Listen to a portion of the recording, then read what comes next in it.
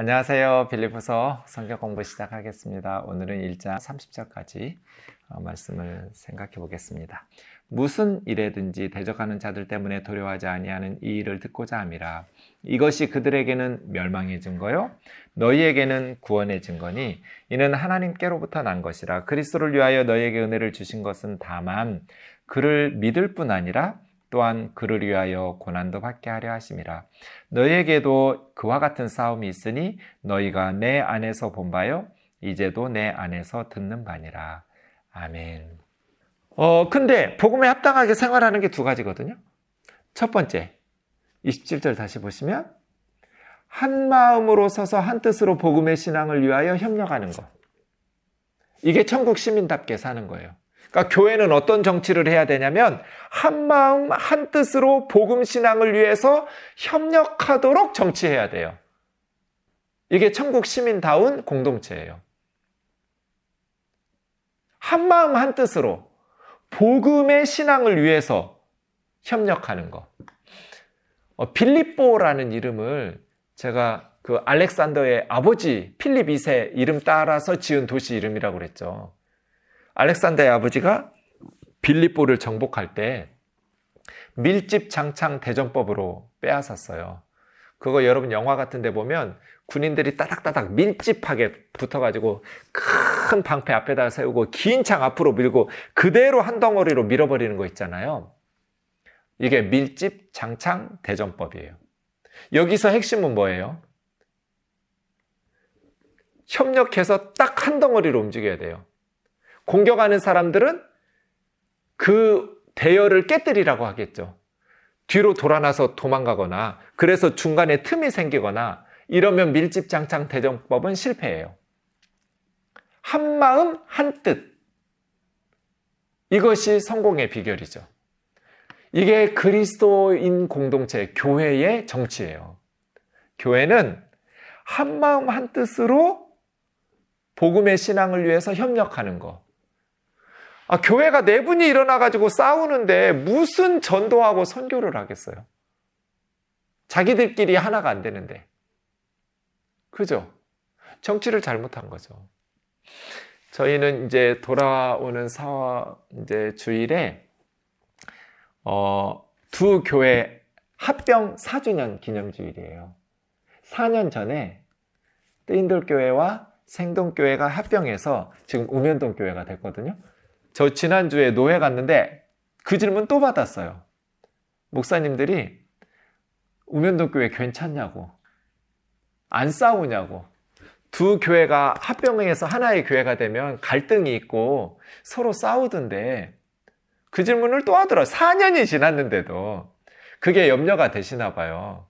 그런 소문들이 주변에서 또 많이 듣기도 하고 하셔서 염려되니까 저에게 조용히 물으시는 거죠. 제가 뭐라고 대답할게요?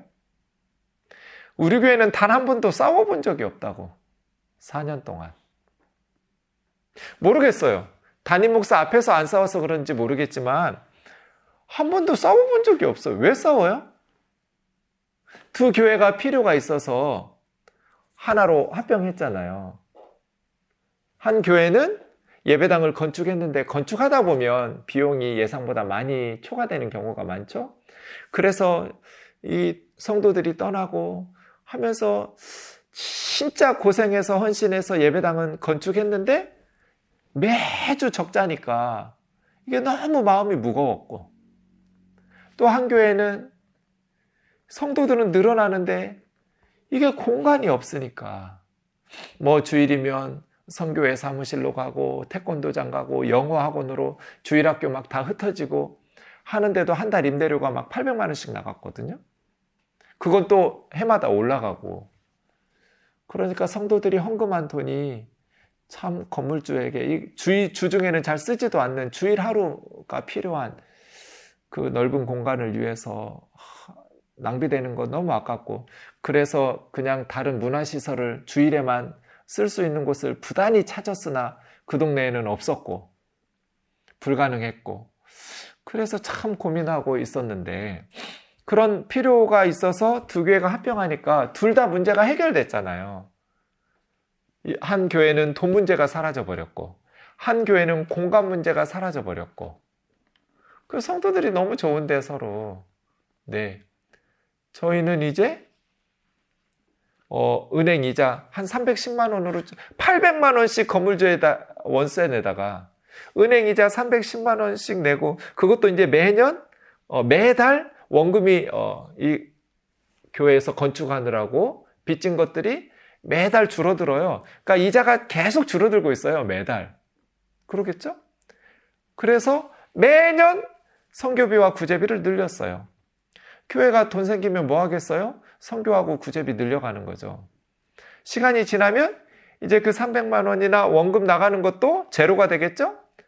그러면 매달 월세 내던 것들 점점 올라갔을 텐데 점점 줄어들더니 제로가 되네요. 그럼 그만큼 더 교회가 선교하고 구제할, 이렇게 좋은 것들이 있어서 두 개가 합병한 거잖아요. 뭔가 필요가 있으니까. 왜 싸워요? 정치를 잘못한 거죠. 목사님하고 장로님들, 당회원들이. 두 목사님이 갈등이 생기면 어떻게 하나 되겠어요? 장로님들끼리 갈등이 생겨서 당회원이 싸우면 어떻게 하나 되겠어요? 우리 원로 목사님이 저한테 단 한마디도 뭐라고 하신 적이 없어요. 4년 동안. 다 마음에 들겠어요? 목사들이 목회 철학이 다르고 다 생각이 다른데 제가 다 마음에 들어서 한 말씀도 안 하셨겠어요? 때로는 염려되는 부분도 있고 마음에 안 드는 부분도 많았겠죠. 근데 한마디도 하신 적이 없어요. 우리 교회 나오시지도 않아요. 제가 전화해서 왜 안 나오시냐고, 주일에 좀 나오시라고, 와서 설교도 좀 하시고, 나 목사님이 오는 게 좀 든든하고 좋다고. 목사님이 안 나오세요. 내가 나가면 정 목사님 부담되니까 동네 교회 나간다고, 목회 편하게 하라고. 이런 목사님한테 제가 뭐라 그래요?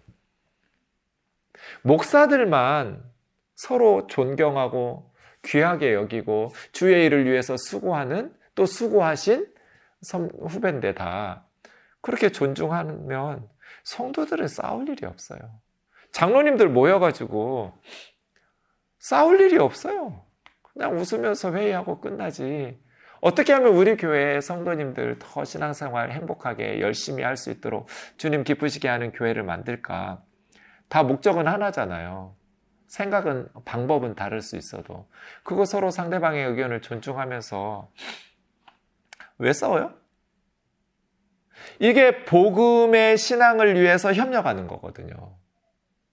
한마음 한뜻이 되는 거. 밀집장창 대전법. 지금 사탄하고 싸워야 되는데, 그래서 죽어가는 영혼들을 살려내야 되는데, 이 복음을 위해서 생명의 사역들을 감당해야 되는데, 네 분이 일어나가지고 싸우면 어떻게 하나님 주신 일을 하겠어요? 뭐가 잘못된 거예요? 27절, 그리스도의 복음에 합당하게 생활하라. 그리스도의 복음에 합당하게 정치해라, 통치해라. 이게 잘못된 거죠.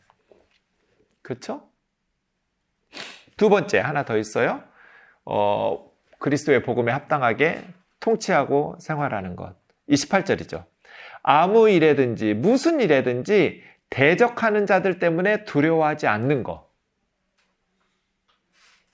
그러니까 리더십을 잘 행사해서 한마음 한뜻으로 복음 신앙을 위해서 싸우면 대적하는 자들 때문에 두려워하지 않게 되죠. 이렇게 정치하라는 거예요. 네. 겁먹어가지고 도망가거나 불안해하거나 그러면 어떻게 영적인 전투를 승리할 수 있겠어요? 패배에는 전쟁하기도 전에 우리 군사들이 겁을 집어먹고 당황하고 놀라고 조마조마하고 불안하고 근심하고 걱정하고 이 소리하고 저 소리하고 하면 싸움이 시작되기도 전에 패배한 거죠. 그러니까 교회는 영적인 군대거든요. 영적인 군사. 교회에서 때로는 위로받기도 하고 그렇게 교제하기도 하지만 본질적으로 교회는 그리스도의 군사들을 양성하는 논산 훈련소 같은 곳이죠.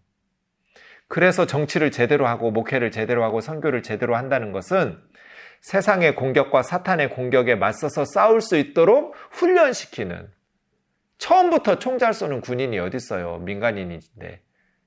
뭐 머리 깎고 군복 입혀놓는다고 군인 아니잖아요.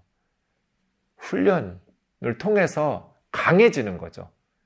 담대해지고 실력이 쌓일수록 적을 두려워하지 않고, 우리는 세상의 무기로 싸우는 것이 아니라 주님과 동행하면서 복음으로, 말씀으로, 기도로, 성령 안에서 영적인 전투를 수행하는 그리스도의 군사들을 길러내고, 이 두 가지예요. 그리스도의 복음에 합당하게 통치하는 것. 첫째, 한마음 한뜻으로 복음의 신앙을 위해서 협력하는 것. 둘째, 무슨 일에든지 대적들 때문에 두려워하지 않는 것. 그래서 하나님이 주신 복음 증거의 사명을 잘 감당하는 것. 이것이 복음 신앙을 위한 싸움, 영적 전투죠. 이것이 그들에게는, 그 대적들에게는 멸망의 증거고, 그들이 멸망받는다는 증거. 복음을 위해서 싸우는 사람들을 공격하고 대적하니까 그들은 앞으로 멸망받을 사람들이라는 확실한 증거죠. 복음을 전하는 선교사들을 회방하고 박해하고 교회의 복음전도 사역을 회방하고 박해하는 것, 그런 행동 자체가 멸망받을 사람들이라는 확실한 증거예요. 그리고 우리는 구원의 증거다. 복음을 전하는, 이것이 구원받았다라는 가장 확실한 증거가 뭐예요? 복음을 위해서 싸우고 있는 성도가 된 거예요.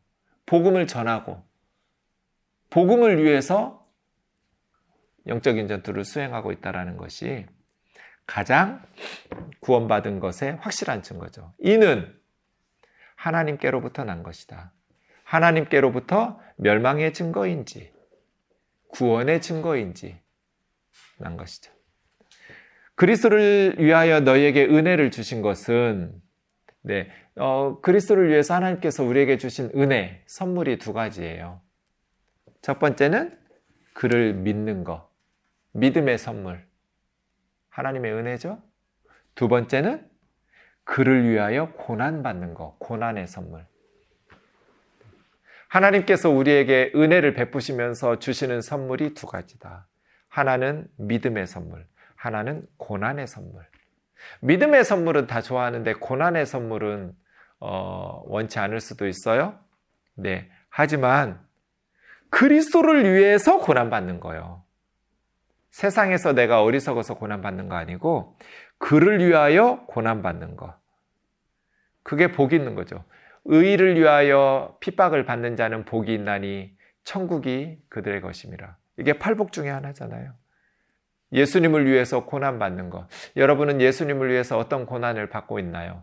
저는 그리스도를 위해서 어떤 희생과 어떤 아픔과 어떤 고난을 감내하고 있을까요? 너희에게도 같은 싸움이 있으니 그리스도를 위한 고난. 내 안에서 본 바요, 내 안에서 지금도 듣는 바니라. 우리가 승리하면 영혼들 살리고요. 우리는 뭐 세상에서 권력이나 부귀 영화를 위해서 싸우는 게 아니고 죽어가는 영혼들을 놓고 세상과 싸우는 거니까 우리가 승리하면 그 영혼을 얻어서 천국으로 데려갈 수 있는 거고, 우리가 패배하면 천하보다 소중한 그 영혼을 잃어버리는 것. 이것이 우리의 싸움이죠. 세상을 얻기 위한 싸움이 아니라 사람을 살리기 위한, 함께 천국에 가기 위한 영혼들을 놓고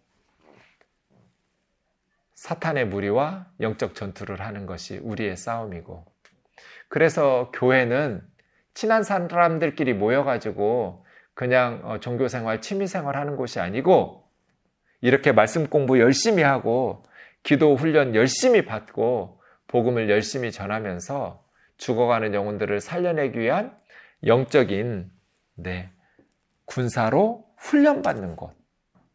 그것이 오늘 본문에서 바울이 말하는 것이고, 이것을 위해서 교회와 또 개인이 그리스도의 복음에 합당하게 정치하는 것, 스스로를 다스리고 공동체를 잘 이끌어갈 수 있도록 인도하는 것, 이것이 우리의 사명이라고 봅니다. 수고하셨습니다. 감사합니다.